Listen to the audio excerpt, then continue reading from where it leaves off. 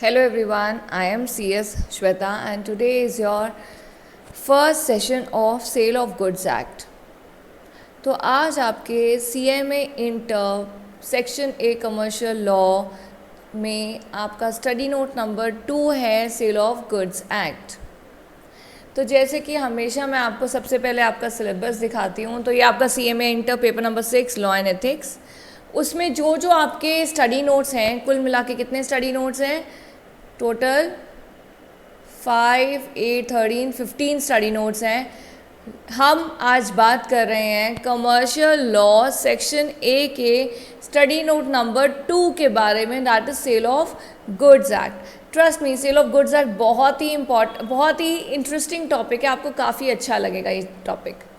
तो cell of goods act पे आते हैं हम लोग। देखिए, तो सेक्शन ए कमर्शियल लॉ, उसका study note number 2 sale of goods act. इसमें हम क्या क्या बातें करने वाले हैं?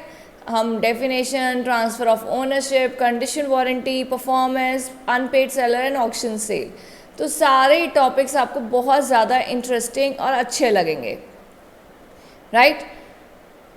ये एक बार आप just have a look at the study note, what does the study note includes. तो हम लोग जो सबसे पहले बात करने वाले हैं वो है इंट्रोडक्शन के बारे में। गाइस देखिए, इससे पहले कि हम इंट्रोडक्शन के बारे में बात करें, I want to bring one thing to your notice. आपको पढ़ाती चली जाऊँ कि सेल ऑफ गुड्स एक्ट ये है सेक्ट्रा सेक्ट्रा, दैट विल नॉट वर्क। आपको पता होना चाहिए कि सेल ऑफ गुड्स एक्ट आप क्यों पढ़ रहे हैं, क्या इंपॉर्टेंस है इस चैप्टर की, कब लगता है ये लॉ हम पर, या क्या इसकी इम्पोर्टेंस है, प्रैक्टिकल लाइफ में इसकी क्या इम्प्लीकेशंस है। सबसे पहले तो इस चैप्टर का नाम देखो, sale of goods act 1930। Sale of goods, goods को बेचना, sale of goods act. Act का मतलब क्या बताया मैंने शुरू से? एक्ट का मतलब होता है कानून। तो इसका मतलब गुड्स को बेचने से रिलेटेड कानून, गुड्स को बेचने से रिलेटेड कानून, सेल ऑफ गुड्स एक्ट। 1930 का मतलब है कि ये कब आया है, कब से एप्लीकेबल है? 1930। तो मैं इसके बारे में एक सबसे इंटरेस्टिंग बात आपको, जो सबसे पहली बात है जब से ये कानून बना है, वो ये है कि गुड्स को बेचना, हमारी कंट्री में गुड्स को खरीदना बेचना होता है, ऑब्वियस बात है। मैं आपको अपने गुड्स बेच रही हूँ, आप किसी को गुड्स बेच रहे हो, हर कोई ये कमर्शियल एक्टिविटी कर रहा है। क्या बोला मैंने? कमर्शियल एक्टिविटी, तभी तो ये कमर्शियल लॉ है। सेक्शन ए कमर्शियल लॉ का स्टडी नोट नंबर 2 क्या है? Sale of goods act. तो ये कमर्शियल लॉ क्यों है? क्योंकि कमर्शियल कॉन्ट्रैक्ट से जुड़ा हुआ है। सेल ऑफ गुड्स, जब कोई किसी को गुड्स बेचता है, जो गुड्स बेच रहा है वो सेलर है, जो गुड्स खरीद रहा है वो बायर है, तो इनके बीच में ज़रूर कॉन्ट्रैक्ट हुआ है, कमर्शियल एक्टिविटी है, कॉन्ट्रैक्ट तो है। तो कायदे से तो इस कानून को इंडियन कॉन्ट्रैक्ट एक्ट में होना चाहिए, उसी में था ये सारे जो प्रोविजंस हम पढ़ने वाले हैं, और भी जितने प्रोविजंस है सेल ऑफ गुड्स से रिलेटेड, वो सारे के सारे इंडियन कॉन्ट्रैक्ट एक्ट 1872 का पार्ट थे। But it has been realised कि सेल ऑफ गुड्स एक्ट बेशक एक कॉन्ट्रैक्ट है बायर और सेलर के बीच में, लेकिन इसके प्रोविजंस अलग होने चाहिए। तो 1930 में इसके प्रोविजंस को अलग कर दिया गया और एक नया एक्ट बनाया गया, सेल ऑफ गुड्स एक्ट 1930। तो इसकी हिस्ट्री तो आपको पता चल गई सेल ऑफ गुड्स एक्ट की। लेकिन सेल ऑफ गुड्स एक्ट का मतलब क्या है? गुड्स बेचने से रिलेटेड कानून। अगर आप कोई किसी को सुई बेचे या एरोप्लेन बेचे, ये कानून उसके ऊपर लगेगा, सेल ऑफ गुड्स एक्ट 1930। ठीक है? तो इंडिया में अगर आप किसी को कुछ भी बेचते हैं तो आपके ऊपर ये वाला कानून लगेगा, सेल ऑफ गुड्स एक्ट 1930। अब आप एक बात सोचो, मैम हम काफ़ी चीज़ें खरीदते हैं एक दिन में, कुछ ऑनलाइन भी मंगवाते हैं, कुछ फिजिकल भी खरीदते हैं, तो हम पे ये कानून लग रहा है? तो येस, आंसर इज येस, आप पे कानून लग रहा है। ओके, सेकंड क्वेश्चन, हमने तो कभी कानून पढ़ा नहीं, फिर हम कैसे खरीद रहे हैं और बेच रहे हैं सामान? देखिए, कानून की ज़रूरत तब पड़ती है जब कोई कॉन्फ्लिक्ट होता है। बहुत बातें शायद हम इस एक्ट में ऐसी भी पढ़ेंगे जो आप कहोगे नहीं नहीं मैम प्रैक्टिकली ऐसा कहाँ होता है, लेकिन अगर कोई चीज़ कोर्ट में जाती है तो जज जो कानून फॉलो करते हैं वो ये होते हैं। तो इनकी ज़रूरत तब पड़ती है जब कोई कॉन्फ्लिक्ट अराइज हो, जब कोई प्रॉब्लम हो दो लोगों के बीच में रिलेटेड टू द ट्रांजैक्शन, तब इस कानून की ज़रूरत पड़ती है। ठीक है ना। हाँ, लेकिन आम जिंदगी में हम जाके चिप्स का पैकेट खरीद रहे हैं ना, 10 रुपये का चिप्स का पैकेट, तो उस पर भी ये कानून लग रहा है, लेकिन हम ये कानून पढ़ के थोड़ी ना जाते हैं। लेकिन हाँ, अगर कोई तकलीफ हो जाए तो फिर हम कोर्ट जा सकते हैं। अगर एक रेस्टोरेंट में जाके 100 रुपये की चाट खा के किसी को फूड पॉइजनिंग हो जाए तो वो उस रेस्टोरेंट पे केस करेगा, तो रेस्टोरेंट पे ये लॉ लगेगा सेल ऑफ गुड्स, क्योंकि वो अपनी चीज़ बेच रहे हैं। तो अगर बेचने पे नुकसान होता है तो क्या कानून होता है वो यहाँ लिखा हुआ है, तो डेफिनेटली आपको ये कानून लगेगा, चाहे वो चीज़ 100 रुपये की थी। पर 100 रुपये की चीज़, खर्चा ज़्यादा नहीं हुआ, तो इन चीज़ों के लिए फिर लोग कोर्ट नहीं जाते कि अरे यार और इतना खर्चा कौन करे। लेकिन कुछ लोग ऐसे भी होते हैं जो अगर 100 रुपये की चीज़ खा के किसी को कुछ हो जाए, अब किसी की जान से बड़े तो पैसे नहीं है ना, तो डेफिनेटली वो लोग कोर्ट जाते हैं। तो मुद्दा ये आता है कि अगर आप कोर्ट जाते हैं, आवाज़ उठाते हैं, तो ये कानून लगेगा। अदरवाइज आप लोग डेली ट्रांजेक्शन्स करते हैं, हमें खास पता भी नहीं होता कि सेल ऑफ गुड्स एक्ट है क्या, और हम सेल ऑफ गुड्स एक्ट के अंडर हैं, ये भी हमें नहीं पता होता, right. So let's start sale of goods act 1930। आगे देखिए, सबसे पहला तो हम करने वाले हैं इंट्रोडक्शन। अच्छा, सेल ऑफ गुड्स एक्ट को ना सोगा भी बोलते हैं, सोगा मतलब ऐसा नहीं सोगा बोलते हैं, बट बहुत जगह पे लोग इसका एब्रीविएशन यूज़ करते हैं, sale of goods act SOGA 1930, right. तो अगर कोई सोगा बोले तो ऐसे हैरान मत होइए, वो सेल ऑफ गुड्स एक्ट का एब्रीविएशन है। तो लेट्स डू द इंट्रोडक्शन। पहला, the law relating to sale of goods, sale of purchase goods was dealt with by Indian Contract Act 1872 prior to 1930। ये बात हम कर चुके हैं, मैं आपको एक्सप्लेन भी कर चुकी हूँ कि 1930 से पहले इसके सारे कानून, गुड्स के सेल और परचेज से रिलेटेड सारे कानून किस में थे? Indian contract act. During the year 1930 Section 76 to 123 of Indian Contract Act were repealed. A separate act, Sale of Goods Act 1930 was passed. इसका मतलब गुड्स से रिलेटेड कानून पहले इंडियन कॉन्ट्रैक्ट एक्ट में था, सेक्शन 76 से 123 तक, लेकिन उसके बाद वो सेक्शन रिपेल कर दिए गए।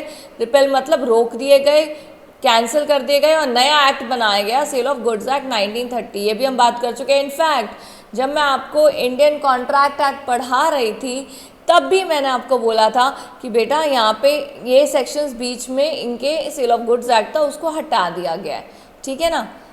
आगे देखिए, sale of goods act lays down, अब सेल ऑफ गुड्स एक्ट में है क्या? It lays down special provisions governing the contract of sale of goods. तो इंडिया में जितने भी कॉन्ट्रैक्ट होते हैं related to sale of goods, उनके प्रोविजंस होते हैं सेल ऑफ गुड्स एक्ट में। The provisions of Indian Contract Act are also applicable to the contract of sale of goods unless they are inconsistent with the express provision of the sale of goods। तो यहाँ कह रहे हैं कि Indian contract के भी provisions लगते हैं, क्योंकि at the end of the day sale of goods act के में जो लिखा है वो एक कॉन्ट्रैक्ट ही तो है। What is it? It is a contract of, let me write here, it is nothing but a contract of sale। तो कहीं ना कहीं जो बेसिक प्रोविजंस कॉन्ट्रैक्ट के टाइम कोई भी कॉन्ट्रैक्ट करने पे लगते हैं वो सेल ऑफ गुड्स के भी कॉन्ट्रैक्ट में लगेंगे। जैसे मैंने आपके साथ कॉन्ट्रैक्ट किया कि मैं आपको अपनी गाड़ी बेचूंगी, तो मेरे ऊपर सेल ऑफ गुड्स एक्ट तो लग ही रहा है, लेकिन प्लस इंडियन कॉन्ट्रैक्ट भी लग रहा है, क्योंकि at the end of the day हमारे बीच में कॉन्ट्रैक्ट हुआ है, ठीक है। तो अगर आपके इंडियन कॉन्ट्रैक्ट के provisions, rules sale of goods act के अलग नहीं हैं, जब अगर अलग है तो फिर सेल ऑफ गुड्स प्रिवेल होगा, लेकिन अगर अलग नहीं है तो इंडियन कॉन्ट्रैक्ट भी लगेगा, प्रोवाइडेड इंडियन कॉन्ट्रैक्ट के प्रोविजन सेल ऑफ गुड्स को अगेंस्ट ना जाए, सेल ऑफ गुड्स के इनकंसिस्टेंट ना अगेंस्ट ना जाए, ठीक है। Applicability, this act extends to whole of India. तो पूरे इंडिया पे ये एक्ट लगता है आपका, ठीक है ना। इफेक्टिव डेट जब ये एक्ट आया था वो है 1 जुलाई 1930। 1 जुलाई 1930 से ये एक्ट आपका पास हो गया था, एप्लीकेबल होना शुरू हो गया था, sale of goods act 1930। Coming forward further, definitions.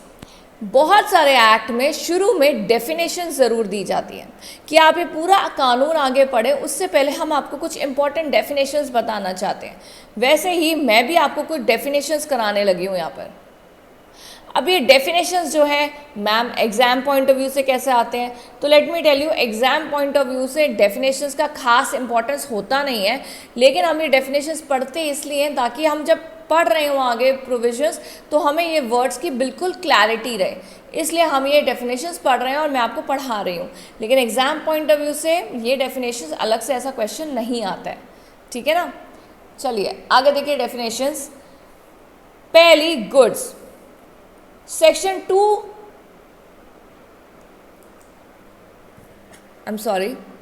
Section 2 subsection 7 defines the term goods as every kind of movable property other than actionable claims and money। तो यहाँ कह रहे हैं कि गुड्स क्या है, every kind of movable property. Movable मतलब that can move from one place to another.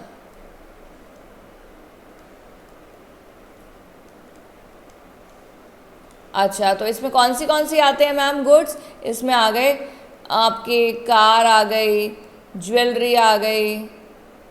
अरे which can move from one place to another, मतलब ये नहीं अपना मूव करते हैं, मतलब विच कैन बी, ठीक है ना, जिसको एक जगह से दूसरी जगह ले जाया जा सके। क्या इसमें बिल्डिंग ज़मीन आती है? नहीं। तो अगर हम मैम बिल्डिंग ज़मीन बेचेंगे तो, अगर मैंने अपना घर बेचा तो वो उस पर कौन सा कानून लगेगा? उस पर ट्रांसफ़र ऑफ प्रॉपर्टी एक्ट लगता है, सेल ऑफ गुड्स एक्ट नहीं लगता। सेल ऑफ गुड्स एक्ट उन्हीं गुड्स को बेचने के लिए कानून है इसमें जो गुड्स मूवेबल है, चेयर, टेबल, गाड़ी, ज्वेलरी, ये सब क्या है? Movable goods. तो मूवेबल गुड्स को एक के से रिलेटेड सेल के जितने भी कानून है वो सेल ऑफ गुड्स एक्ट में। और अगर मैं कोई बिल्डिंग बेचती हूँ, ज़मीन बेचती हूँ, घर बेचती हूँ, तो उससे रिलेटेड कानून है ट्रांसफ़र ऑफ प्रॉपर्टी एक्ट में, ठीक है ना, वो आपके कोर्स में नहीं है। ओके, आगे देखिए। सो अदर दैन मतलब ये क्या इंक्लूड नहीं करता? Other than actionable claims and money. Actionable claim होते हैं बिल्स रिसीवेबल, मतलब BR, जब हम कोई ट्रांजेक्शन करते हैं, BP, चेक, तो ये सारे एक्शनेबल क्लेम्स हैं, तो ये इसमें नहीं आते हैं। आप इनको बेच खरीद नहीं सकते, ये गुड्स नहीं है। मनी को भी खरीद बेच नहीं सकते क्योंकि उसी के माध्यम से तो हम खरीदते बेचते हैं। It include stock and shares, तो ये इंक्लूड करता है stock share. Growing crops, grass and things attach to or forming part of the land which are agreed to be severed before sale or under the contract of sale. तो यहाँ तक तो हमें समझ में आया कि एक्शनेबल इसमें मूवेबल गुड्स होते हैं, पर एक्शनेबल क्लेम और मनी नहीं होते include. Stock and shares include होते हैं, और इसमें ग्रोइंग क्रॉप्स भी इंक्लूड होते हैं, क्रॉप्स एंड हर वो चीज़ जो ज़मीन से जुड़ी हुई तो है पर कॉन्ट्रैक्ट करने से पहले वो अलग हो जाएगी। अब इसका क्या मतलब है? मेरे बहुत सारे खेत हैं मेरे पास, ठीक है, और मैं चावल उगाती हूँ। मैं आपको चावल बेच रही हूँ, खेत नहीं बेच रही। तो चावल बेचने के लिए मुझे जो फसल है उसको ज़मीन से उखाड़ना पड़ेगा। जब तक वो ज़मीन पे लगी हुई है चावल कैसे खाएंगे आप? मतलब तक वो ज़मीन पे लगी, मैं उसको कैसे बेचूं? अगर ज़मीन पे लगी हुई है और उसको मैं बेचना चाहती हूँ तो मुझे तो ज़मीन बेचनी पड़ेगी ना, वो तो इस एक्ट में आता ही नहीं। तो कुछ चीज़ें ऐसी होती हैं जो अर्थ से जुड़ी हुई हैं, इमूवेबल हैं। इमूवेबल मतलब वो मूव नहीं हो सकती, लेकिन जब आप उनको ज़मीन से हटाते हैं तो वो मूवेबल बन जाती है और फिर वो सेल ऑफ गुड्स एक्ट में आ जाती है, जैसे ग्रास, ग्रोइंग क्रॉप्स, राइट। और हर वो चीज़ जो ज़मीन से जुड़ी हुई है लेकिन सेल करने से पहले हटा दी जाती है तो वो भी इस सेल ऑफ गुड्स एक्ट में आ जाएगी और गुड्स की डेफिनेशन में इंक्लूड होगी, राइट। आगे जो अगली डेफिनेशन है वो है future goods. Section 2 subsection 6 defines the phrase future goods as goods to be manufactured और प्रोड्यूस और acquired by the seller after making of the contract of sale. क्योंकि फ्यूचर गुड्स है, फ्यूचर गुड्स नाम से ही पता चल रहा है ऐसे गुड्स जो अभी नहीं है सेलर के पास। तो अगर आप सपोज मेरे पास आए और आपने बोला कि मैम हमें ना एक फर्नीचर बनाना है, आपकी कंपनी ये फर्नीचर बना देगी हमारे लिए, मैंने कहा हाँ बना देंगे। तो आज आप मेरे साथ कॉन्ट्रैक्ट कर रहे हो उन गुड्स के लिए जो अभी तो मेरे पास है ही नहीं, बट फ्यूचर में बनेंगे, तो ऐसे गुड्स को क्या बोलेंगे? Future goods. अगला देखिए, document of title to goods. Document of title क्या होता है? डॉक्यूमेंट ऑफ टाइटल और टू गुड्स का मतलब होता है bill of lading, dock warrant, warehouse keeper certificate, wharfinger certificate, railway receipt. अब आप बोलोगे मैम ये सारी चीज़ें क्या लिखी हैं? अब देखिए, एक चीज़ मेरी है ये कैसे पता चलेगा? कोई सबूत तो होना चाहिए, उसके पेपर, उसका टाइटल, उसकी ओनरशिप, उसका बिल, कुछ तो होना चाहिए। तो उसी को कानून की लैंग्वेज में बोलते हैं document of title to goods. ठीक है ना? तो यहाँ कह रहे हैं use in the ordinary course of business, जो भी आपका प्रूफ होता है पोजेशन का गुड्स को लेकर, आपका कंट्रोल है, आपकी अथॉरिटी है, और आपकी अथॉरिटी आप यूज़ कर सकते हैं, दे सकते हैं गुड्स आगे, किसी को ट्रांसफ़र कर सकते हैं, वो सब कैसे पता चलेगा? Document of title to goods से। और document of title to goods किसको बोलते हैं?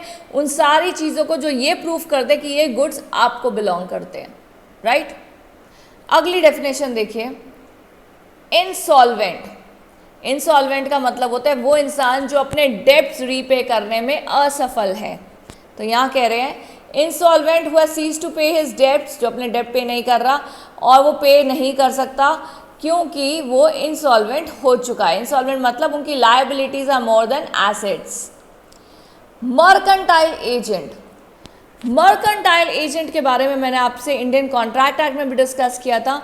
एजेंट होता है वो इंसान जो आपको रिप्रेजेंट कर रहा है, और वो इंसान जो आपको रिप्रेजेंट कर रहा है अगर वो आपके बिहाव में गुड्स खरीदता है और बेचता है तो वो कौन सा एजेंट कहलाया जाएगा?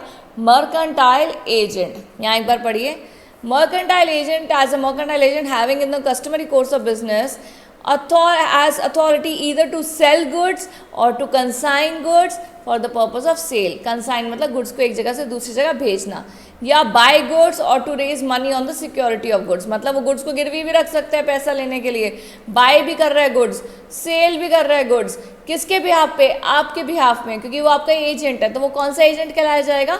Mercantile agent. अगला है स्पेसिफिक गुड्स। स्पेसिफिक गुड्स वो गुड्स होते हैं जो अलग होते हैं। अलग होते हैं, ऐसे कौन से गुड्स हैं जो अलग होते हैं? तो लेट मी टेल यू, आप सपोज चावल खरीदने गए, आपने चावल खरीदी और सामने दुकानदार को बोला कि देखो ये 10 किलो चावल अलग कर दो, मैं अभी आके मार्केट घूम रहा हूँ, मैं आके लेता हूँ। These are specific goods. दूसरा एग्जाम्पल, मैं अपने ड्राइंग रूम के लिए एक पेंटिंग खरीदने जाती हूँ और मुझे एक आर्टिस्ट की पेंटिंग बहुत पसंद आती है। आपको पता ही है पेंटिंग्स तो बहुत यूनिक होती हैं उनके। अब आर्टिस्ट जो पेंटिंग बनाते हैं वो एक ही बनाते हैं, दूसरी तो नहीं बनाते, मतलब वो स्केच थोड़ी ना, वो तो पेंटिंग है आर्टिस्ट की। तो मैं एक एग्जीबिशन में गई, वहाँ मुझे एक पेंटिंग बहुत ही ज़्यादा पसंद आई, तो वो पेंटिंग मैंने खरीद ली। तो वो जो पेंटिंग है वो स्पेसिफिक गुड्स है। Specific goods, sorry for the this thing, specific goods का मतलब होता है वो गुड्स जिनके जैसा और कोई नहीं है, यूनिक गुड्स है वो, उनको बोलते हैं स्पेसिफिक गुड्स। तो यहाँ कुछ डेफिनेशन थी जिनके बारे में हमने बात करी, क्योंकि आगे जब वो टर्म्स आएंगे तो आपको पढ़ने में आसानी रहेगी।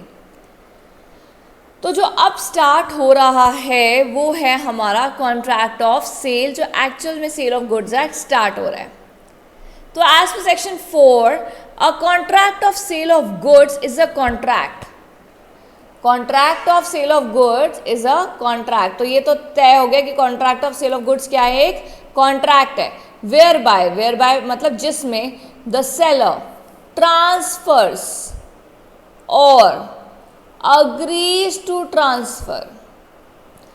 कॉन्ट्रैक्ट ऑफ सेल एक कॉन्ट्रैक्ट है जिसमें सेलर ट्रांसफर करता है या फिर अग्री करता है कि मैं ट्रांसफर करूंगा क्या? Property in goods. क्या? Property in goods. अब ये क्या मतलब है मैम प्रॉपर्टी इन गुड्स का? प्रॉपर्टी इन गुड्स का मतलब होता है ओनरशिप। ये हमेशा याद रखिए, मैं भी बोलने वाली थी, मैं कभी पूछ सकती हूँ किसी भी क्लास में, मैं कैसे पूछूंगी, मैं यहाँ पूछूंगी, आप तो अपने घर में बैठे हुए हैं। But anyway, I can, you should always know that property in the goods means ownership. Property in goods means ownership, ठीक है। Property in goods to the buyer, तो यहाँ पे एक सेलर कॉन्ट्रैक्ट कर रहा है बायर के साथ कि मैं ट्रांसफ़र कर रहा हूँ तुम्हें ओनरशिप, या फिर ये बोलता है मैं अग्री कर रहा हूँ कि मैं ओनरशिप ट्रांसफ़र करूँगा किसको, बायर को, और बदले में फॉर अ प्राइस। फ्री में थोड़ी ना दे रहा है, फ्री में गुड्स देगा तो उसको सेल थोड़ी ना बोलेंगे, उसको तो हम चैरिटी, डोनेशन या गिफ्ट बोलेंगे, सेल नहीं बोलेंगे बिल्कुल भी। अ कॉन्ट्रैक्ट ऑफ सेल में बी इधर एब्सोल्यूट और कंडीशनल, मतलब कि आप सेल करते टाइम कंडीशन लगा सकते हैं, बिल्कुल लगा सकते हैं। मैं अपनी गाड़ी बेच रही हूँ तो मैं कंडीशन लगा सकती हूँ, मुझे पैसे 2 दिन में चाहिए, मुझे पैसे सिर्फ कैश में चाहिए, ठीक है ना। मैं ये काम नहीं करके दूंगी, एक्स्ट्रास तो इंक्लूडेड नहीं है इस प्राइस में। कहीं आप मुझे बोलेंगे मैम आप टायर चेंज करके दो, गाड़ी के ये करके दो, तो सॉरी ये सब इंक्लूडेड नहीं है। तो sale can be conditional, may be, हर कोई कंडीशन नहीं लगाता, हो सकती है, ठीक है। तो कॉन्ट्रैक्ट ऑफ सेल समझ में आया। कॉन्ट्रैक्ट ऑफ सेल एक ऐसा कॉन्ट्रैक्ट है जिसमें सेलर अग्री करता, सेलर ट्रांसफ़र करता है ओनरशिप, या फिर अग्री करता है कि मैं ओनरशिप ट्रांसफ़र करूँगा किसको, बायर को, फॉर अ प्राइस, फ्री में नहीं दे रहा, पैसे ले रहा बदले में, तो उसको बोलते हैं सेल ऑफ गुड्स के अंडर ये आपका कॉन्ट्रैक्ट आएगा, ठीक है ना। All clear till now. तो आपको क्या बातें याद करनी है, प्रॉपर्टी इन गुड्स का क्या मतलब होता है मैम, ओनरशिप। अच्छा, एक चीज़ मैं आपके ध्यान में लाना चाहती हूँ, ये डेफिनेशन बहुत सिंपल स्वीट ख़त्म हो गई, छोटी सी डेफिनेशन, पर इस डेफिनेशन के पीछे बहुत ही बड़ा मीनिंग है, बहुत बड़ा मीनिंग। ओके मैम, तो बड़ा मीनिंग बताइए आप मुझे, हमें। अब एक बात बताइए गाइस, यहाँ पे क्या लिखा है डेफिनेशन में, सेलर ट्रांसफ़र कर रहा है या अग्री कर रहा है कि मैं ट्रांसफ़र करूँगा। हाँ मैम, समझ में आ गया कि ट्रांसफ़र करने की बात कर रहा है, या बोल रहा है कि हाँ मैं ट्रांसफ़र करूँगा। क्या ट्रांसफ़र करने की बात कर रहा है, ओनरशिप। ओनरशिप क्या होता है, व्हाट इज ओनरशिप?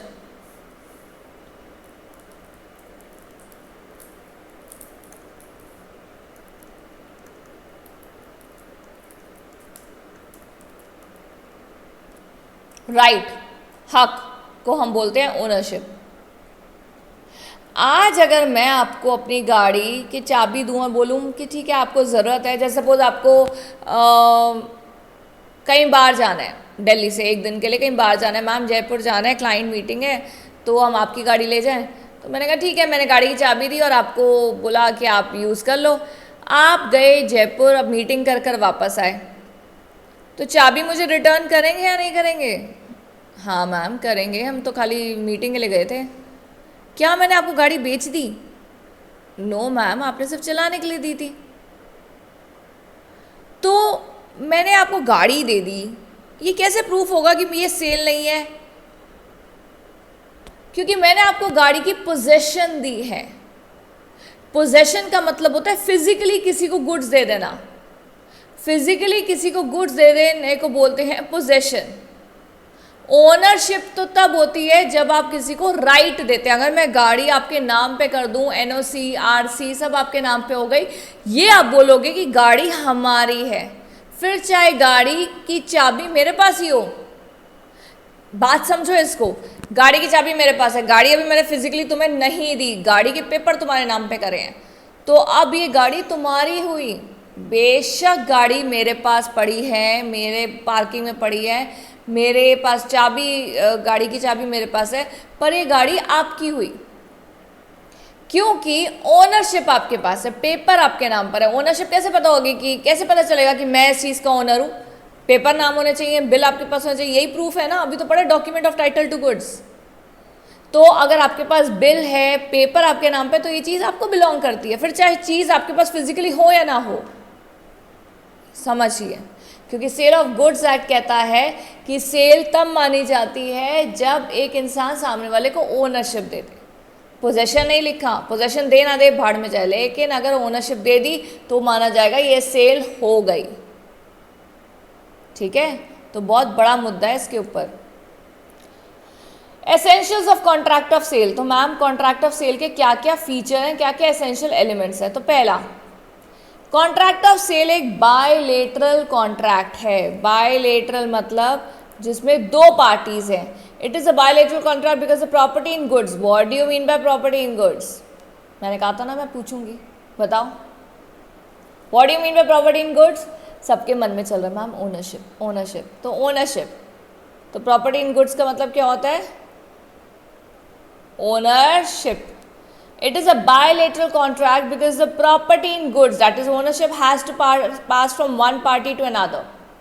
क्योंकि एक अकेली पार्टी तो अपने साथ कॉन्ट्रैक्ट करेगी नहीं, तो ये यूनिलेटरल नहीं है, ये बायलेटरल है। बायलेटरल मतलब जहाँ पे दो पार्टीज इन्वॉल्व होती है। तो यहाँ पे भी लिखा है person can not by the goods himself. ठीक है, दूसरा एसेंशियल एलिमेंट जिसके बिना कॉन्ट्रैक्ट ऑफ सेल नहीं हो सकता वो है ट्रांसफर ऑफ प्रॉपर्टी। यहाँ देखिए, the object of contract of sale must be, may be नहीं है, मस्ट बी का मतलब होता है होना ही चाहिए, कंपल्सरी। मस्ट बी मतलब compulsory. Must be the transfer of property meaning ownership in goods from one person to another. यहाँ कह रहे हैं दो ऑब्जेक्ट होता है कॉन्ट्रैक्ट का, वो होता है कि सेल में ट्रांसफर क्या होती है? Ownership from one person to another. Goods, subject matter क्या है? Must be goods. ऑब्वियस बात है, जब सेल ऑफ गुड्स है तो गुड्स बेचने, गुड्स नहीं होंगे तो फिर सेल ऑफ गुड्स कैसे होगा? प्राइस और मनी कंसिडरेशन बड़े ज़रूरी है भाई, क्योंकि अगर प्राइस नहीं लोगे, पैसा नहीं लोगे बदले में, तो वो तो फिर आपके गिफ्टिंग, चैरिटी, डोनेशन माना जाएगा। The goods must be sold for some price. Where the goods are exchange it is barter not sale. ये हमने कभी बचपन में पढ़ा है कि गुड्स के बदले गुड्स को हम बार्टर बोलते हैं। और सारे एसेंशियल एलिमेंट्स भी होने चाहिए जो एक वैलिड कॉन्ट्रैक्ट में होते हैं, जैसे 18+, साउंड माइंड। ऐसा नहीं है यहाँ पे मैंने ये चीज़ मेंशन नहीं करी तो आप किस साउंड माइंड, अनसाउंड पर्सन, ये कॉन्ट्रैक्ट ऑफ सेल नहीं कर सकते क्योंकि ये अनसाउंड है। तो कॉन्ट्रैक्ट ऑफ सेल भी एक कॉन्ट्रैक्ट है, तो कॉन्ट्रैक्ट एक्ट कहता है कि कोई भी कॉन्ट्रैक्ट करने के लिए 18+ होना चाहिए और साउंड माइंड होना चाहिए, राइट। तो ये हमें सारी बातें समझ में है कि कॉन्ट्रैक्ट ऑफ सेल में क्या होता है, उसमें क्या क्या एसेंशियल एलिमेंट्स हैं। जो अगला टॉपिक हमारे सामने है वो है agreement to sell. Agreement to sell, agreement to sell. हाँ मैम पढ़ लिया, मतलब तो बताओ। इससे पहले हमने क्या पढ़ा?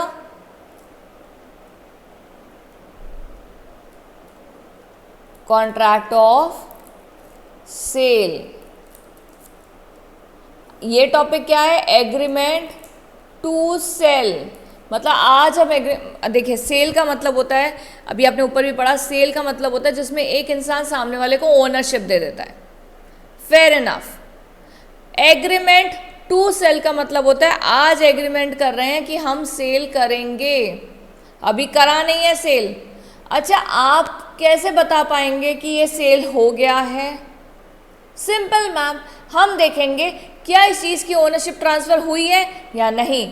अगर ओनरशिप ट्रांसफ़र हो गई, आंसर इज़ येस, तो इसका मतलब सेल हो गई। अगर कोई बोले नहीं अभी तक मैंने ओनरशिप ट्रांसफ़र नहीं करी, तो सॉरी, सेल अभी नहीं हुई। ठीक है ना। तो सेल होने, ओनरशिप ट्रांसफ़र हो जाए तो yes it is sale, ownership transfer नहीं हुई तो sorry it is not a sale. Agreement to sale में ओनरशिप ट्रांसफ़र नहीं हुई, सिर्फ एग्रीमेंट हुआ है कि हम ओनरशिप ट्रांसफ़र करेंगे at a future date. As per section 4 subsection 3 where the transfer of property in the goods, जहाँ पे transfer of property in goods मतलब ownership, where the transfer of ownership is to take place at a future time और subject to some condition जिसको fulfil करना है, the contract is said to be agreement to sell. तो यहाँ कह रहे हैं कि अगर आप अगर आज ओनरशिप ट्रांसफ़र नहीं कर रहे लेकिन बाद में करेंगे या फिर कोई कंडीशन फुलफिल होने के बाद करेंगे तो उसको बोलते हैं agreement to sell. Section 4 subsection 4 provides that an agreement to sell becomes a sale when the time elapses और द कंडीशन आर फुलफिल्ड। मतलब अगर मैं बोलूँ कि 1 महीने बाद मैं आपको सेल करूँगी, अभी मैं सिर्फ एग्रीमेंट टू सेल कर रही हूँ, मैं एग्रीमेंट कर रही हूँ कि मैं आपको सेल करूँगी 1 महीने बाद, तो 1 महीने बाद मैं आपको सेल करूँगी। या अगर मैं बोलूँ देखिए मैं ये आपको तभी सेल करूँगी जब मेरा लोन पास हो जाए, तो ये जब तब आता है तो इसको कंडीशन बोलते हैं, और जब कंडीशन होगी फुलफिल तभी आपके साथ सेल करूँगी मैं। तो ऐसा एग्रीमेंट जिसमें आप ये बोल रहे हैं कि हम सेल करेंगे या फिर ये कंडीशन हो जाए फुलफिल फिर हम सेल करेंगे, तो इसको हम सेल नहीं बोलते, एग्रीमेंट टू सेल बोलते हैं। ठीक है ना? All clear to everyone? देखिए मैं हर सेशन में बोलती हूँ, अभी मैं फिर बोल रही हूँ that my number is 9811415493. Any doubt please WhatsApp me, any kind of query please WhatsApp me, I'll be happy to help you. ठीक है, आपको कुछ नहीं करना, बस अपना नाम बताना है, आपने कौन से वीडियोस परचेज़ करे हैं एंड व्हेन, कब परचेज़ करें, ये आप मुझे डिटेल्स भेजिएगा और अपना डाउट भेजिए, I will definitely revert back. So this is my WhatsApp number.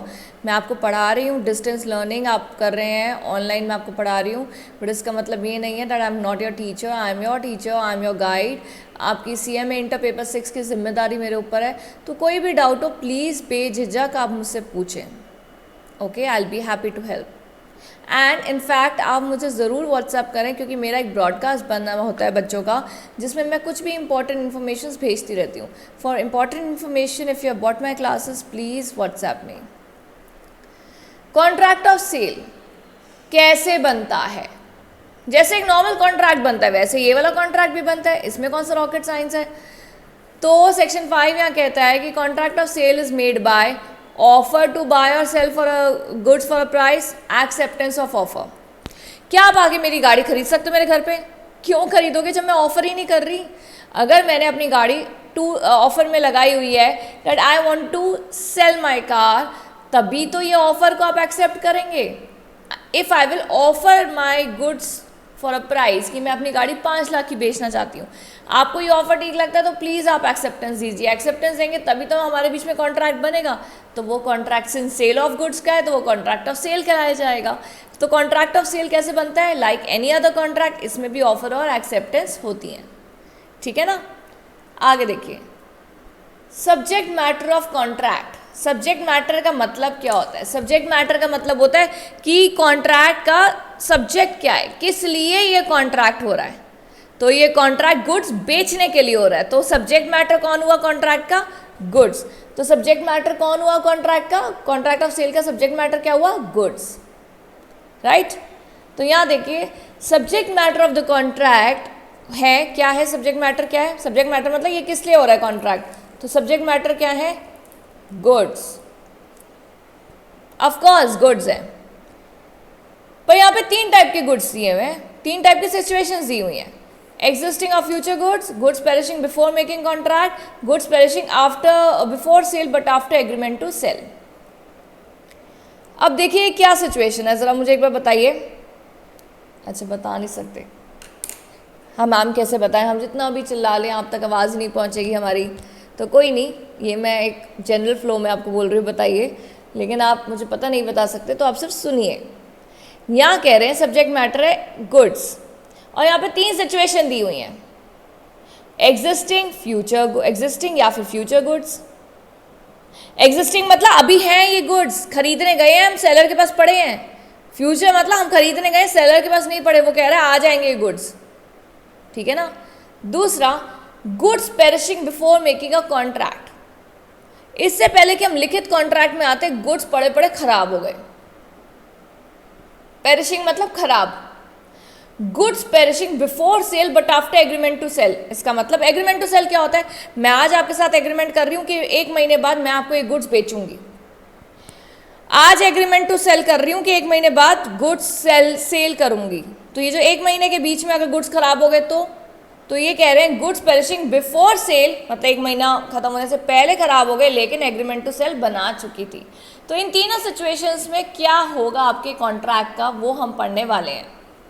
तो पहले देखिए एग्जिस्टिंग ऑफ फ्यूचर गुड्स।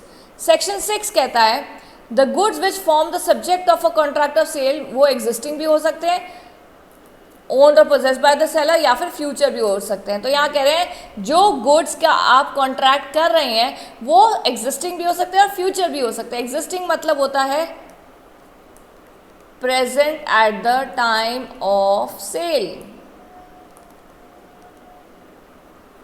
और फ्यूचर गुड्स होते हैं goods to be present in future, अभी नहीं है सेलर के पास। जैसे आप फर्नीचर देखने गए, आपने एक फोटो दिखाई कि भैया मुझे ऐसा टेबल चाहिए, तो ठीक है टेबल बन जाएगा, 20 दिन का टाइम लगेगा, तो ये फ्यूचर गुड्स है। आप खरीदने गए, टेबल सामने पड़ा हुआ है, अच्छा भैया पैक कर दो ये टेबल, एग्जिस्टिंग गुड्स। तो यहाँ कह रहे हैं कि कॉन्ट्रैक्ट करने के लिए जो सब्जेक्ट मैटर है वो है गुड्स। तो गुड्स दो प्रकार के हो सकते हैं, एग्जिस्टिंग भी हो सकते हैं और फ्यूचर भी हो सकते हैं। तो यहाँ कह रहे हैं there may be a contract for sale of goods the acquisition of which by the seller depends upon a contingency which may or may not happen. तो यहाँ कह रहे हैं कॉन्ट्रैक्ट ऐसा भी हो सकता है जिसका गुड्स का बनना और गुड्स का सेल होना किसी कंडीशन पे डिपेंड करता है। कंडीशन होगी तो गुड्स देंगे, कंडीशन नहीं फुलफिल होगी तो गुड्स नहीं देंगे।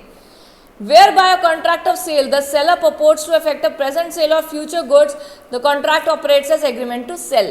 तो ये डेफिनेट है, अगर मैं आपको बोल रही हूँ ये गुड्स अभी मेरे पास है नहीं लेकिन मैं बना के 1 महीने बाद बेचूंगी, तो ये एक तरह का क्या हो गया, एग्रीमेंट टू सेल, ठीक है ना। तो यहाँ कह रहे हैं एग्जिस्टिंग गुड्स जनरली सेल होती है और फ्यूचर गुड्स तो डेफिनेटली एग्रीमेंट टू सेल होता है। तो यहाँ कह रहे हैं सब्जेक्ट मैटर है फ्यूचर और एग्जिस्टिंग गुड्स। फिर कह रहे हैं goods perishing before making a contract. ये इसका क्या मतलब है, मैं आपके साथ कॉन्ट्रैक्ट कर रही हूँ कि मैं अपनी गाड़ी आपको बेचूंगी, जब तक मैं ये बात कर रही हूँ उतनी देर में मेरी गाड़ी कोई ख़राब हो जाती है या कुछ पेरिश हो जाती है, कुछ भी रीज़न से ख़राब हो जाती है, ना आपको पता है ना मुझे पता है इस चीज़ का, तो हमारा कॉन्ट्रैक्ट जो है वो वॉइड माना जाएगा। क्या माना जाएगा, वॉइड। अब मैम वॉइड का मतलब क्या होता है, ये तो आप मुझसे मत पूछिएगा बिल्कुल, क्योंकि वॉइड का मतलब हम इंडियन कॉन्ट्रैक्ट एक्ट में कर चुके हैं, इनवैलिड कॉन्ट्रैक्ट। वॉइड कॉन्ट्रैक्ट का क्या मतलब होता है, इनवैलिड कॉन्ट्रैक्ट, तो वो आपका कॉन्ट्रैक्ट रद्द और वॉइड माना जाएगा। Goods perishing before sale but after agreement to sale. A ने बी को बोला कि देख आज है 1 जनवरी, मैं 30 जनवरी को तुझे सेल करूंगा, तो क्या इसको सेल बोलेंगे, नो मैम, क्या बोलेंगे, agreement to sell. Agreement to sell की जरा दोबारा डेफिनेशन पे आइए, जरा I want to bring to your notice. Agreement to sell वो कॉन्ट्रैक्ट होता है जो होगा at a future time, where the transfer of ownership will take place at a future time. तो यहाँ पे भी तो मैं यही बोल रही हूँ, ए क्या बोल रहा है कि मैं अपनी ओनरशिप गाड़ी की तुझे दूंगा, ज़रूर दूंगा, पर 1 महीने बाद, एट अ फ्यूचर टाइम, तो इसको क्या बोलेंगे, एग्रीमेंट टू सेल। तो हमने 1 जनवरी को ए ने बी के साथ करा एग्रीमेंट टू सेल, ए ने बी के साथ क्या करा, एग्रीमेंट टू सेल, और सेल कब होनी है, 30 जनवरी को। तो अगर 30 जनवरी से पहले गुड्स खराब हो जाते हैं तो उनका कंक्लूजन भी यही निकलेगा कि वो कॉन्ट्रैक्ट क्या हो गया, वॉइड। क्या हो जाएगा, ये भी क्या हो जाएगा, वॉइड, ठीक है ना। आगे देखिए, ascertainment of price।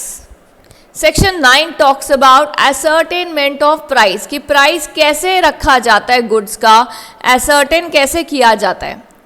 Section 9 provides that the price in a contract of sale may be fixed by the contract or may be left to be fixed in manner thereby agreed or may be determined by the course of dealing between the parties।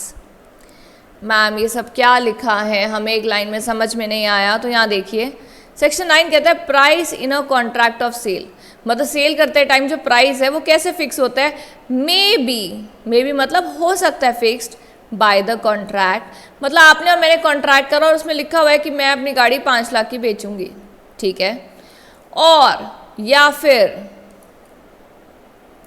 May be left to be fixed in a manner thereby agreed, या तो फिर हमने price decide नहीं किया गाड़ी का, हमने एक तरीका डिसाइड करा है हमने, प्राइस ना डिसाइड करके तरीका डिसाइड करा है कि देखिए जो जो बेसिक प्राइस है गाड़ी का प्लस सेलर जो जो इंकर करेगा खर्चे वो सब इसमें ऐड होते रहेंगे। तो हमने फाइनल प्राइस डिसाइड नहीं करा, हमने ये डिसाइड करा है कि ये तरीका इस्तेमाल करेंगे हम प्राइस फिक्स करने का, और या फिर it may be determined by the course of dealing between the parties. जैसे सपोज मैं आपके घर की इंटीरियर डेकोरेशन कर रही हूँ और आपके घर में टाइल्स फ्लोरिंग करा रही हूँ, तो टाइल कौन सी चूज़ करते हैं, क्या प्राइस लेते हैं, आप कैसे लगवाते हैं, वो सभी तो प्राइस डिसाइड करेगा। मैं कैसे बोल दूँ टाइल इतने की आएगी, 100 रुपये की टाइल मैं आपको बोल दूँ आएगी और आप 200 वाली पसंद कर लो, तो फिर तो प्रॉब्लम है ना। इसलिए हमारा प्राइस डिसाइड होगा by the course of dealing. तो प्राइस फिक्स करने के 3 तरीके हैं। Price can be fixed by the contract, price can be fixed in a manner जिसमें वो डिसाइड करेंगे, प्राइस में भी fix by the course of dealing, जैसे जैसे डील करते रहेंगे उस हिसाब से प्राइस डिसाइड होगा। Section 9 also provides that where the price is not determined in the accordance with the foregoing provision, the buyer shall pay the seller a reasonable price। तो अगर आपने प्राइस डिसाइड नहीं करा तो as per the market price जो price चल रहा है रीजनेबल प्राइस वही आपको बायर पे कर देगा सेलर को। What is a reasonable price, मतलब रीजनेबल प्राइस का क्या मतलब होता है, ये डिपेंड करता है सर्कमस्टांसेस पे, ठीक है ना, कि क्या उस समय पे सही प्राइस चल रहा है। अंडरस्टैंड। अगला टॉपिक जो है वो है स्टिपुलेशन टू टाइम। अगला टॉपिक है स्टिपुलेशन टू टाइम। स्टिपुलेशन का मतलब क्या होता है?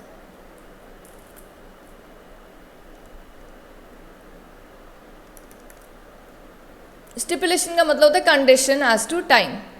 सेक्शन 11 कहता है unless a different intention appears from the terms of the contract, condition as to time of payment are not deemed to be the essence of contract of sale. यहाँ कह रहे हैं कि देखिए कॉन्ट्रैक्ट में अगर कुछ लिखा है तो अलग बात है, लेकिन पेमेंट को सेल से रिलेशन नहीं करेंगे। मतलब ये नहीं है कि जब सामने वाला पूरी पेमेंट करेगा तभी हम सेल करेंगे, ऐसा अगर आपने लिखा है तो अलग बात है, लेकिन कानून कहता है कि टाइम ऑफ पेमेंट को आप सेल से मत जोड़िए। सेल हो गई तो हो गई, टाइम ऑफ पेमेंट, पेमेंट चाहे पहले करियो या बाद में करियो, सेल का उससे कोई रिलेशन नहीं है। वेदर एनी कंडीशन, मैं इसको कंडीशन इसलिए बोल रही हूँ क्योंकि स्टिपुलेशन मतलब कंडीशन होता है, as to time is of the essence of contract and not depends on the term. अगर ये बोल दिया जाए कि देखो भैया जब आप पेमेंट करोगे तभी से ओनरशिप ट्रांसफर होगी, इसका मतलब टाइम एसेंस है कॉन्ट्रैक्ट का, टाइम ऑफ पेमेंट एसेंस है कॉन्ट्रैक्ट का। जब तक टाइम की पेमेंट टाइम पे नहीं होगी तब तक कॉन्ट्रैक्ट नहीं होगा, राइट। अच्छा गाइज यहाँ पे देखिए कॉन्ट्रैक्ट ऑफ सेल और एग्रीमेंट टू सेल में डिफरेंस। कॉन्ट्रैक्ट ऑफ सेल और एग्रीमेंट टू सेल में डिफरेंस बिटवीन क्या है, यहाँ पे देखिए। सबसे पहले तो मैं आपको ये बताना चाहती हूँ कि कॉन्ट्रैक्ट ऑफ सेल होता क्या है। ये बहुत इंपॉर्टेंट है from the exam point of view.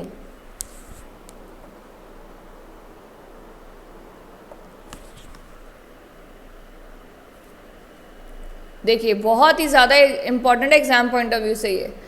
तो सबसे पहले तो मैं आपको कॉन्ट्रैक्ट ऑफ सेल का मतलब बताती हूँ। ये वो कॉन्ट्रैक्ट है जिसमें एक इंसान सामने वाले को ओनरशिप दे चुका है। ये वो एग्रीमेंट है जिसमें सामने वाला ओनरशिप अभी नहीं दिया है, फ्यूचर टाइम में देगा। तो दोनों में डिफरेंस क्या है? इमीडिएट ट्रांसफर ऑफ ओनरशिप, ठीक है ना, ownership to be transferred in future, अभी नहीं ट्रांसफर कर रहे ओनरशिप, ये डिफरेंस है। अब कहो मैम इतना सा डिफरेंस है, इतना बड़ा टेबल किस बात का? तो यहाँ पे देखिए पहला बेसिस, ये बड़ा important question from the exam point of view. Transfer of property, property मतलब यहाँ पे क्या है? ओनरशिप। देखिए मैं बार बार बताती जा रही हूँ, उसको हमेशा याद रखिएगा। The property of the goods, that means ownership passes from the buyer to the seller. I think ये उल्टा लिखा है, sorry, from the seller to buyer होगा ना। The ownership is to transfer from seller to buyer. यहाँ पे ownership is transfer take place at a future time और subject to certain condition. अभी नहीं ट्रांसफर हुई पर ट्रांसफर होगी, पर बाद में। इसको सेल को हम बोल रहे हैं एग्जीक्यूटेड कॉन्ट्रैक्ट, क्योंकि एग्जीक्यूटेड का मतलब है कि दोनों की परफॉर्मेंस होगी, अब कुछ नहीं बचा। इसको हम बोल रहे हैं एग्जीक्यूटरी। एग्जीक्यूटरी मतलब येट टू परफॉर्म, अभी भी होना है। तो इसका मतलब, क्योंकि ऑब्वियस बात है ना, इसमें तो ओनरशिप अभी ट्रांसफर कर ही नहीं रहे। सेल टेक प्लेस करती है एग्जिस्टिंग गुड्स या स्पेसिफिक गुड्स के साथ, लेकिन agreement to sell generally future और कंटिंजेंट गुड्स में ही देखा जाता है। फ्यूचर गुड्स ज़्यादा ना हमने बात करी थी, जो गुड्स अभी नहीं है सेलर के पास, बाद में आएंगे, तो ऐसे केस में हम लोग सेल नहीं करते, एग्रीमेंट टू सेल करते हैं। अगला पॉइंट पढ़िए, risk of loss. If the goods are destroyed, the loss falls on the buyer, despite the goods are in the possession of the seller. अब यहाँ पे ये क्या फंडा है, यहाँ पे मैं आपको एक फ्रेज बताती हूँ, इसको यहाँ ध्यान से देखिए।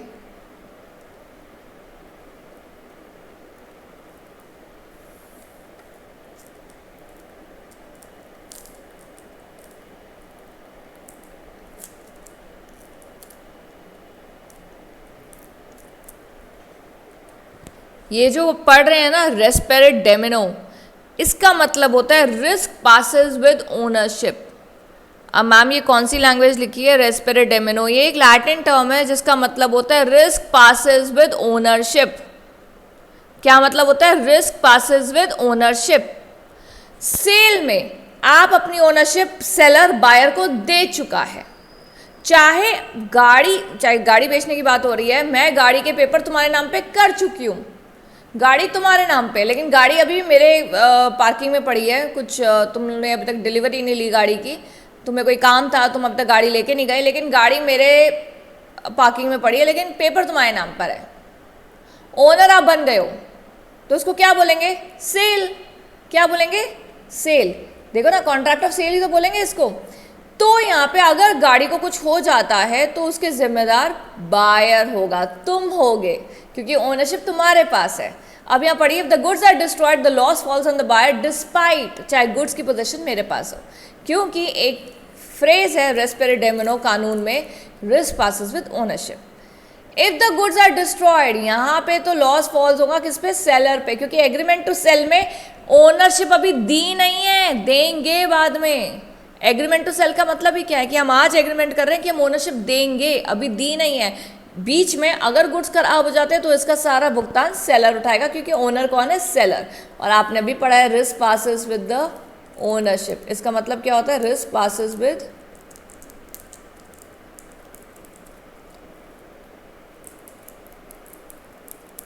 ओनरशिप। ठीक है ना, आगे देखिए, ब्रीच ऑफ कॉन्ट्रैक्ट। सेलर स्यू कर सकता है बायर को, प्राइस दे, मुझे पैसे दे, और जो भी नुकसान करा है वो दे। क्यों, क्योंकि सेल हो गई है ना। ये सेल में तो हम पढ़ रहे हैं कि अगर आप सेल कर चुके हो और अगर सामने वाला ब्रीच करे, ब्रीच मतलब कॉन्ट्रैक्ट को तोड़े, तो सेलर, अगर बायर कॉन्ट्रैक्ट तोड़ता है कि मैं पैसे नहीं दे रहा पूरे, तो सेलर उसको स्यू कर सकता है। क्यों, क्योंकि वो गाड़ी बेच चुका है। यहाँ पे सेलर सिर्फ डैमेज मांग सकता है, प्राइस नहीं, क्योंकि अभी भी जो ओनरशिप है वो सेलर के पास है, अभी भी दी नहीं है उसने ओनरशिप बायर को। It gives to enjoy buyer the goods to enjoy, तो बायर गुड्स को एंजॉय कर सकता है क्योंकि सेल हो गई है, लेकिन यहाँ पे बायर एंजॉय नहीं कर सकता क्योंकि अभी तक सेल नहीं हुई है। इंसॉल्वेंसी, अगर in the absence of lien, lien का मतलब होता है possession, physical goods. In the absence of lien over the goods, the seller is to return the goods to the official receiver of the sign. He is entitled to get the dividend declared by the official receiver, which will be at the reduced rate. The seller is not bound to part with the goods until the price is paid to him. Ma'am insolvency नहीं समझ में आया, बिल्कुल नहीं समझ में आया। चलो, नहीं समझ में आया तो मैं आपको समझाती हूँ। I don't have a space, ये मैंने प्रॉब्लम कर दी, स्पेस नहीं मिल रहा मुझे। चलो यहाँ समझाती हूँ मैं तुम्हें। नेक्स्ट टाइम ना I leave a page on my PDF, है ना। अब यहाँ एक बात सुनिए, बहुत ध्यान से बात है, इसको ध्यान से सुनना पड़ेगा, नहीं सुना तो समझ में नहीं आएगा, बार बार वीडियो को रिवाइंड करना पड़ेगा समझने के लिए। बहुत इंपॉर्टेंट बात है, ध्यान से समझिए, ध्यान से समझिए। A के बाद आता है B। मैम ये तो पता है क्या जोक है, सुनो। Seller and buyer. Okay ma'am, next. गाड़ी की बात चल रही है और आप बोला कि मैम 5 लाख की होगी गाड़ी, आपकी तो गाड़ी 5 लाख की होती है। तो यस, गाड़ी 5 लाख की है। अब मेरी बात सुनिए और बहुत ध्यान से सुनिए। बी हो गया इंसॉल्वेंट। क्या हो गया? इंसॉल्वेंट। अभी तो आपने पढ़ा था इंसॉल्वेंट मतलब कि वो अब पे कुछ नहीं कर सकता, उसका दिवालिया निकल चुका है। यहां पे in case of sale, in case of sale, sale का मतलब अगर मैं आपको बोलूं ए ने बी को सेल कर दिया तो इसका मतलब ए ने बी को क्या दे दी? ओनरशिप। मतलब अब गाड़ी पे किसका हक हो गया? बी का।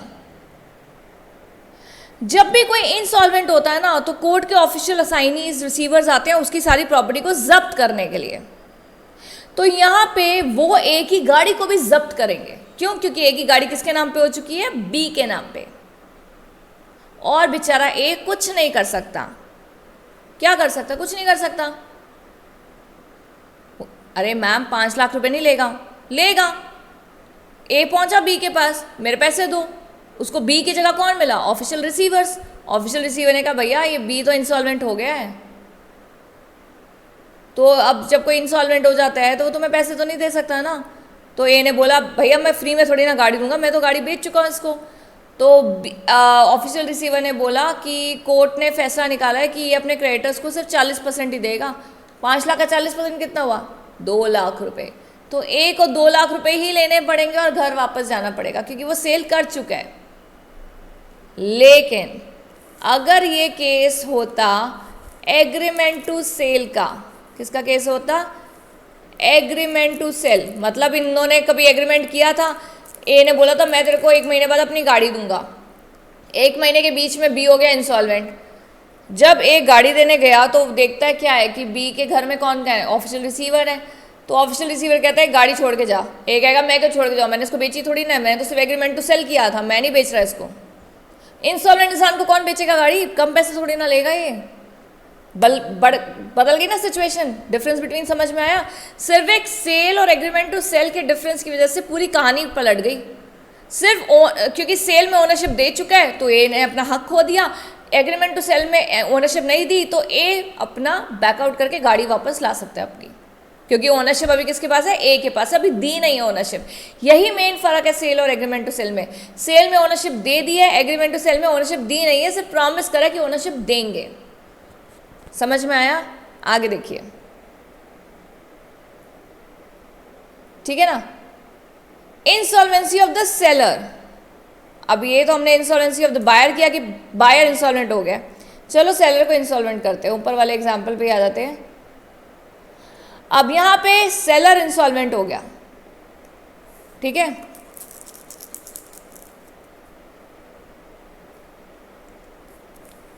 सेल हो गई है, गाड़ी बी के नाम पर है।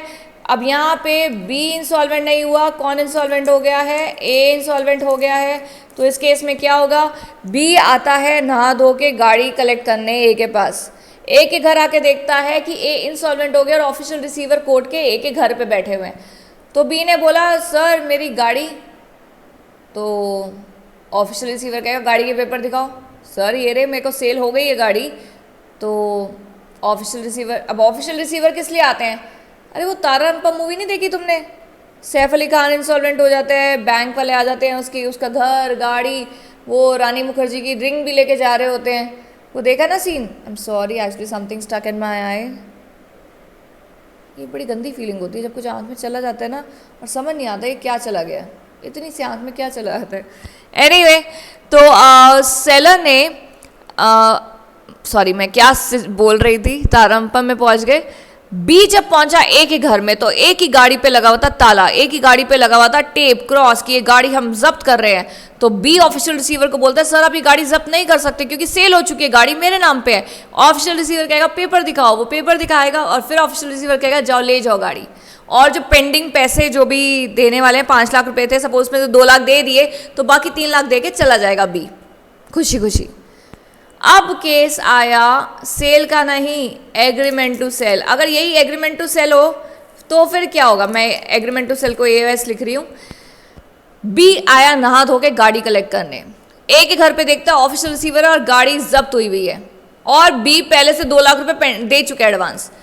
ऑफिशियल रिसीवर कहता है सर मेरी ही गाड़ी है, तो ऑफिशियल रिसीवर कहेगा पेपर दिखाओ, पेपर तो नहीं है सर, डिसाइड हुआ था कि ओनरशिप करेंगे, ट्रांसफर कर ही नहीं अभी।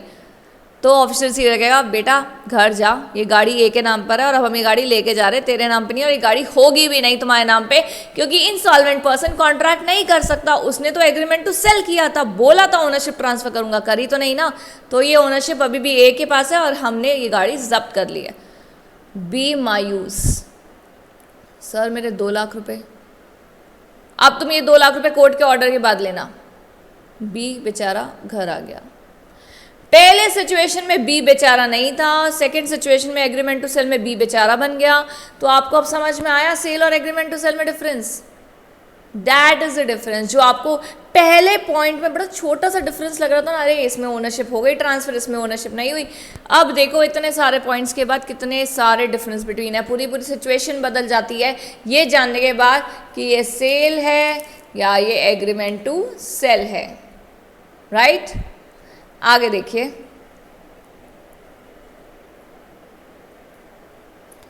तो डिफरेंस बिटवीन तो हमने अच्छे से कर लिया। Oh sorry, let's talk about transfer of ownership. लग रहा ना चैप्टर इंटरेस्टिंग? हाँ मैम, लेकिन बहुत बड़ा चैप्टर है, नींद भी आती है। लॉ पढ़ते टाइम ना आपको अपने अंदर ना एक मोटिवेशन फीलिंग रखनी है कि हम कुछ नया सीख रहे हैं।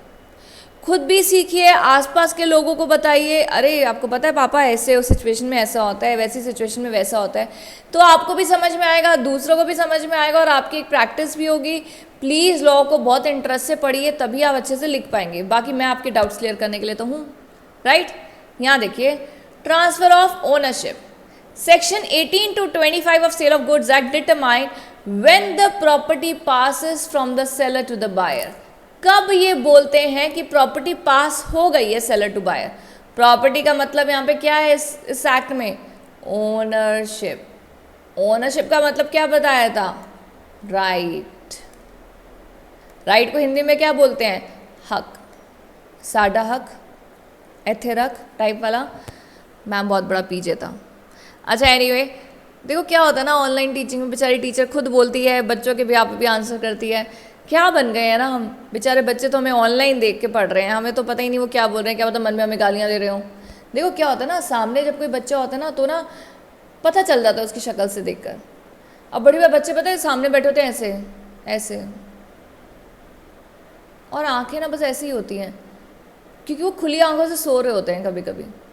आपको पता है बहुत बार when I used to teach offline, मतलब आई टीच ऑफलाइन अभी भी मैं पढ़ाती हूँ ऑफलाइन, तो जब स्टूडेंट्स होते हैं ना ऐसे होते हैं, थोड़े से ऐसे हो रहे होते हैं, खो जाते हैं अलग दुनिया में, तो मैं ना अपनी वॉल्यूम ऐसे इंक्रीज कर देती हूँ। ओके सेक्शन हमारा 18 to 25 ऐसे होते हैं। हाँ ओके, हाँ क्या है, यू अंडरस्टैंड?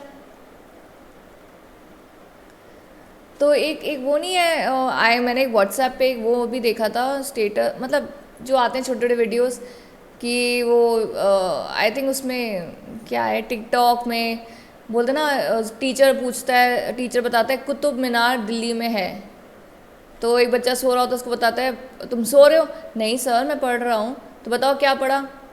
कुत्ता बीमार, दिल्ली में कुत्ता बीमार है दिल्ली में कुतुब मीनार है, दिल्ली में कुत्ता बीमार है। तो मुझे ये बिल्कुल सही है, ये काफ़ी बच्चे, मैं जब बच्चों से पूछती हूँ तो ये डेफिनेटली कुतुब मीनार तो नहीं पढ़ा रही होती मैं, लेकिन जब कुछ पढ़ा रहे हो, मैम हम कर रहे हैं सेल ऑफ गुड्स एक्ट। एक बार ऐसा हुआ था, I was teaching sale of goods act only. मैंने कहा हम क्या पढ़ रहे हैं? Ma'am sale of goods act. मैंने कहा उसमें क्या पढ़ रहे हैं? मैम गुड्स को सेल कैसे करते हैं। उसमें क्या पढ़ रहे हैं? मैं काफ़ी आगे वाले टॉपिक में थी, आई थिंक मैं कंडीशन वाले टॉपिक में थी। मैम ओनरशिप ट्रांसफ़र हो गई। अरे भैया अभी कौन सा टॉपिक पढ़ रहे हैं? मैम देखते हैं कंडीशन। You understand? मतलब कई बच्चे ऐसे खो जाते बेचारे, उनको समझ में नहीं आता, बस चैप्टर का नाम बोलते हैं, मैम ये चैप्टर कर रहे हैं। वो जो स्टार्टिंग की मेमोरी में चला गया ना, उसके बाद तो नींद में चले गए। बट ऐसा नहीं है, हमें नींद में नहीं रहना है, okay? And I don't think मैं इतना बेकार पढ़ाती हूँ कि आपको नींद आ जाए।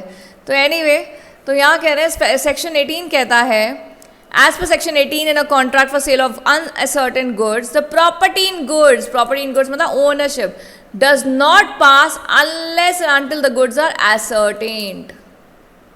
अब ये क्या वर्ड है मैम? ओनरशिप तब तक ट्रांसफर नहीं होगी जब तक गुड्स एसर्टेन नहीं हो जाते. What do you mean by ascertain?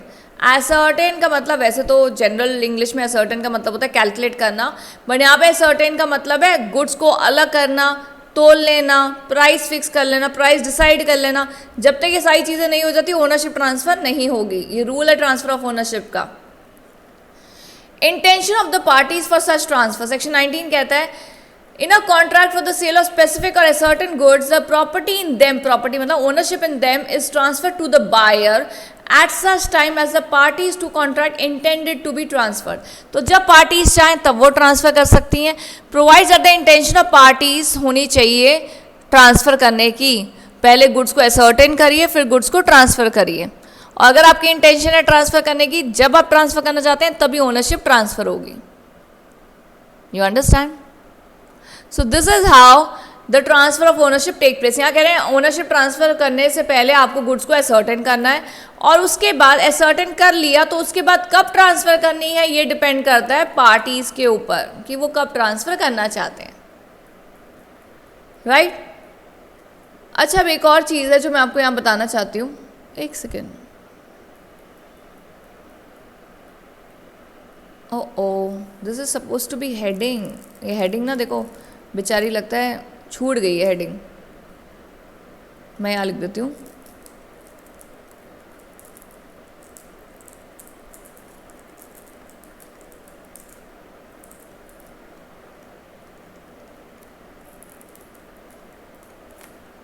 ये इस टॉपिक की हेडिंग है, वो हेडिंग लगता है मिस हो गई. चलिए एनीवे,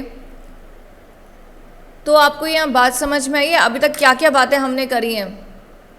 हमने बातें करी हैं about sale, agreement to sell, ownership, time, price कैसे डिसाइड करते हैं, difference between sale, agreement to sell. ये सब बातें हमने आज के सेशन में करी हैं. तो आज के सेशन में आप मेरी एक बात समझिए. आप देख रहे हैं स्टडी नोट में क्या है? डेफिनेशन हमने कर ली, ट्रांसफर ऑफ ओनरशिप तक हमने बात कर ली है.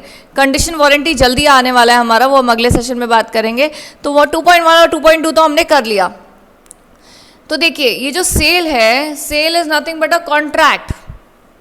उसमें एग्रीमेंट टू सेल भी होता है. अब मैंने अभी रिसेंटली एग्रीमेंट टू सेल करा. अभी recently I had to sell a property and जिसको मैं प्रॉपर्टी बेच रही हूँ सामने वाले का लोन नहीं हो रहा था. तो मैंने अब अपनी प्रॉपर्टी बेचनी थी, तो मैंने उसको बोला कि देखिए लोन नहीं हो रहा, आप लोन कराइए, तब तक हम लोग एग्रीमेंट टू सेल कर लेते हैं. एग्रीमेंट टू सेल ना कंडीशनल चीज़ होती है कि, तो उस बंदे ने मुझे 2 लाख रुपीज़ दे दिए चेक में, और हमने एग्रीमेंट टू सेल बनाया कि मैं आपको इस अपनी प्रॉपर्टी की ओनरशिप दूंगी. अब आप बोलोगे मैम आपने ऐसा क्यों करा? बेचारे का लोन पास होने देते ना, उसके बाद उसको प्रॉपर्टी ट्रांसफ़र करते. मैंने उस बेचारे के साथ ऐसा इसलिए करा क्योंकि मुझे भी सिक्योरिटी चाहिए थी ना, कि नहीं तो मैं कोई और बायर देखूं. अगर आप मेरी प्रॉपर्टी में इंटरेस्टेड हो, बाय करना चाहते हो, तो let's do agreement to sell, ताकि मैं अपनी प्रॉपर्टी आपके लिए रिजर्व रखूं.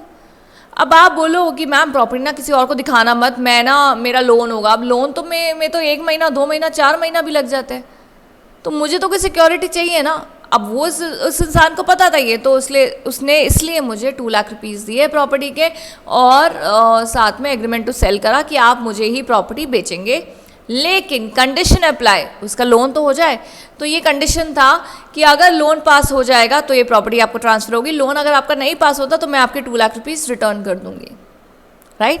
लेकिन एग्रीमेंट टू सेल ज़रूरी भी होता है कुछ समय, कुछ टाइम के लिए. ठीक है ना?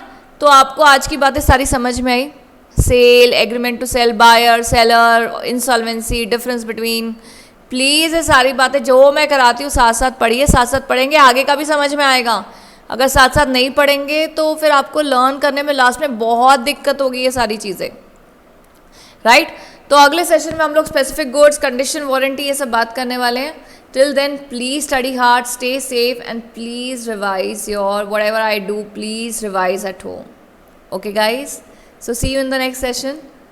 And do not forget to WhatsApp me. अगर आपको कोई डाउट नहीं भी आता तब भी मुझे व्हाट्सएप करिए that you have purchase my classes, so that I will add you in my broadcast list. WhatsApp broadcast होता है ना, कोई ग्रुप नहीं है, व्हाट्सएप ग्रुप अलग होता है, व्हाट्सएप ब्रॉडकास्ट होता है जिसमें मैं, जैसे 10 बच्चे हैं ब्रॉडकास्ट में, मैंने एक बच्चे को मैसेज भेजा सबको जाएगा, ये होता है ब्रॉडकास्ट. ब्रॉडकास्ट में आपको नहीं पता चलेगा कि सबको गया है, आपको तो एक ही मैसेज रिसीव होगा, वो मेरे बेनिफिट के लिए कि 10 जनों के बजाय मैंने उन 10 जनों का एक ब्रॉडकास्ट बना लिया है.